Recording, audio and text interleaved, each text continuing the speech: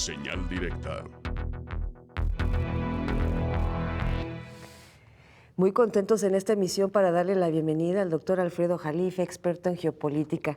Estimado doctor, muy buenas tardes, adelante. Hola, encantado, Josefina. Ya había Igualmente. tiempo que no nos hablábamos. Sí, Es doctor. que andaba yo de viaje también. Mira, el tema de hoy yo creo que es un tema trascendental que puede marcar el rumbo del siglo XXI. Una llamada del presidente Trump a su homólogo ruso, Vladimir Putin. No tengo el dato exacto quién marcó a quién. Por lo que puedo deducir leyendo varias fuentes, porque en este caso hay que leer la fuente más cercana a Trump y la fuente más cercana a Putin, ¿no? Y no estar leyendo a caricaturescos repetidores de noticias. El Wall Street Journal como que da a entender que es muy cercano a Trump porque pertenece al equipo de Fox News. Dio a entender que fue Trump quien llamó, pero no queda muy claro, por eso no me quiero comprometer. Y Russia Today, que le ha dado mucho vuelo, igual que Sputnik, que son dos excelentes portales rusos que han tenido mucho éxito a nivel global, dan también a entender lo mismo, pero no se ha categorizado como se merece. Bueno, aquí lo fundamental es que se hablaron, cuando no se hablaban ya, después de la famosa cumbre de Helsinki, vino el reporte Mueller, que de acuerdo a William Barr, el procurador de los Estados Unidos, que diluyó la tempestad que hubiera dado si se hubiera publicado solo el reporte Mueller, que fue dividido en dos fracciones, en dos rúbricos. El primero, si hubo o no colusión con Rusia. Ahí es definitivo y categórico, no hay tal. Bueno, esto yo incluso lo maneja el presidente Trump.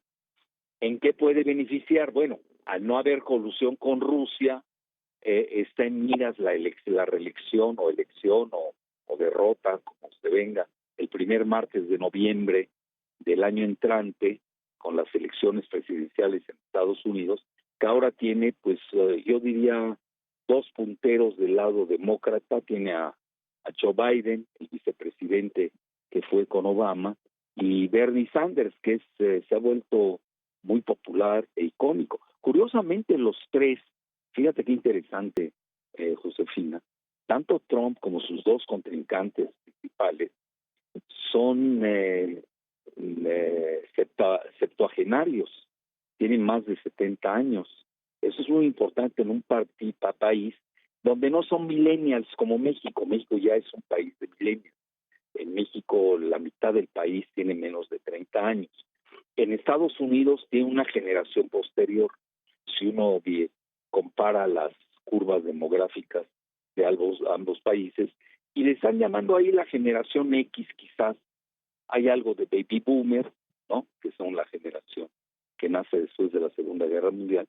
Y es interesante porque se da en medio de una, pues yo diría, revuelta del Partido Demócrata, que en su base tiene a mucho millennial, tiene a esa extraordinaria candidata de origen puertorriqueño, Alexandra Ocasio-Cortez, que ha causado mucho revuelo y que está jalando precisamente al núcleo de los millennials, que si se hace una encuesta y les preguntas en un país donde es anatema la palabra socialista, pues ellos son prosocialistas. Fíjate qué interesante, ¿no?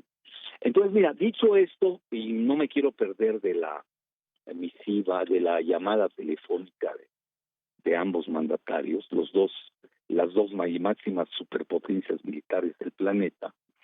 La segunda rúbrica del libro del reporte de Mueller versa sobre la obstrucción de la justicia, que ahí, olvídate, ahí tienen para pelearse siglos sobre ese tema.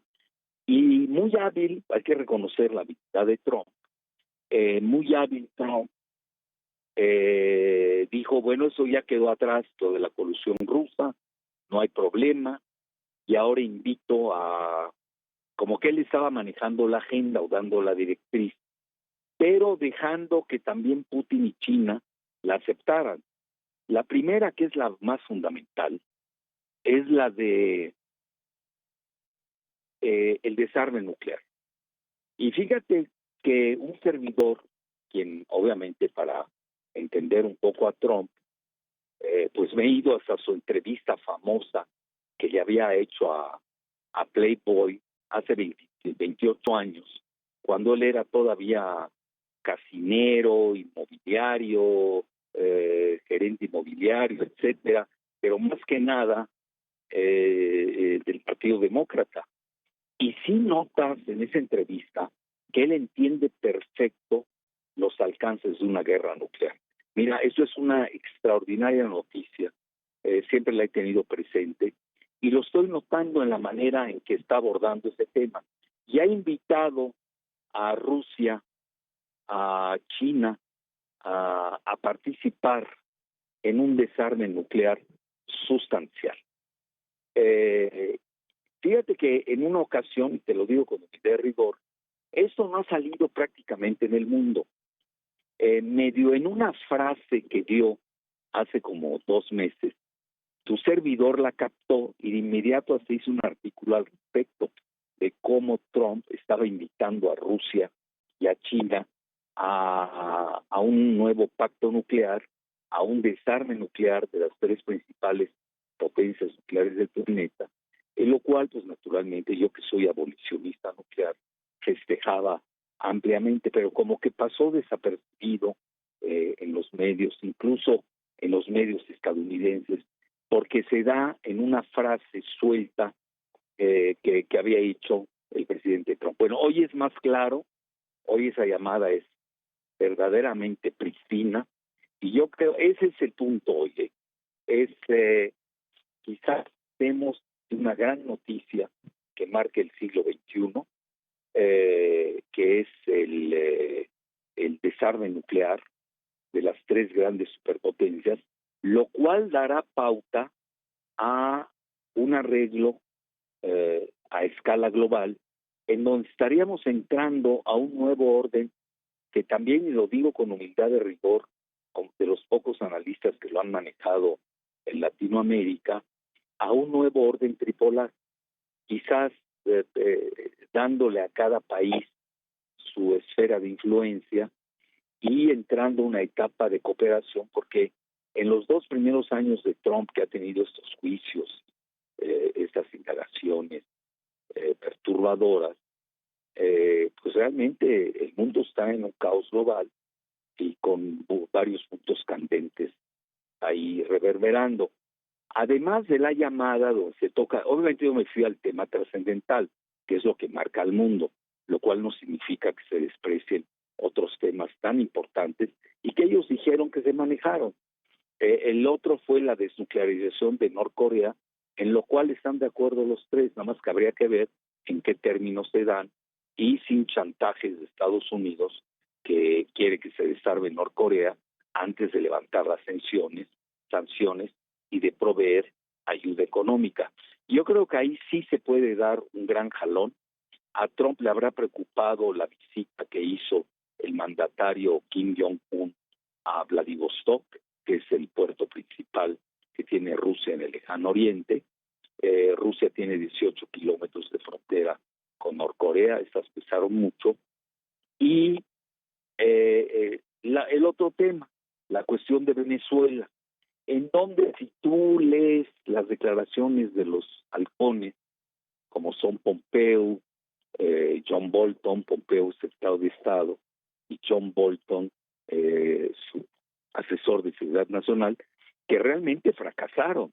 Y Trump, que es muy hábil, que está pensando en su reelección, pues no quiere que el fracaso del intento militar de Guaidó y Leopoldo Gómez pues se le vuelva una micro bahía de cochinos, en donde sus adversarios vayan a explotar que esto fue un tremendo fracaso cuando Estados Unidos estaba apostando al derrocamiento militar de Maduro, y donde a mi juicio yo creo que le tendieron una trampa a Guaidó, porque realmente fue ridículo ese intento golpista. Hoy Leopoldo Gómez se exiló en la embajada de Chile. Yo creo que no le gustó porque no estaba cómodo con su familia y se fue a la embajada de España, que obviamente es más lujosa. Cosas por el estilo. Y luego 21 militares de bajo rango de Venezuela que se fueron a refugiar a la embajada de Brasil. Bueno, aquí es probable, porque Rusia también está apoyando, igual que China, están apoyando a Venezuela. Entonces ese se vuelve un asunto mayor. Es decir, yo estaría viendo lo que se llama en la diplomacia un package deal. Si te das cuenta, Josefina, no se tocó el tema de Ucrania. Eso es muy interesante, porque acaba de celebrarse elecciones ahí, y en Ucrania pues ganó un payaso, lo digo literalmente, o cómico, comediante, como les quiera decir, porque la población está tan molesta con la clase política que prefirió a un comediante, por lo menos para pasar un buen rato, en lugar de estar con presidentes que te hacen pasar malos ratos, como es el tipo de Poroshenko. Entonces yo ahí dejaría el análisis a reserva de que más una pregunta. Estoy relativamente optimista, yo soy más del género realista, pero por el tono de los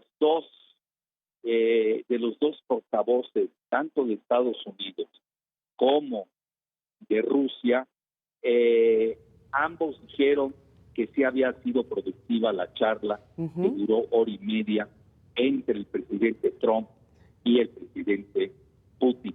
Y a lo cual, pues el mundo va a tener que ajustarse, porque son los ejes que marcan la pauta de la estrategia a escala global.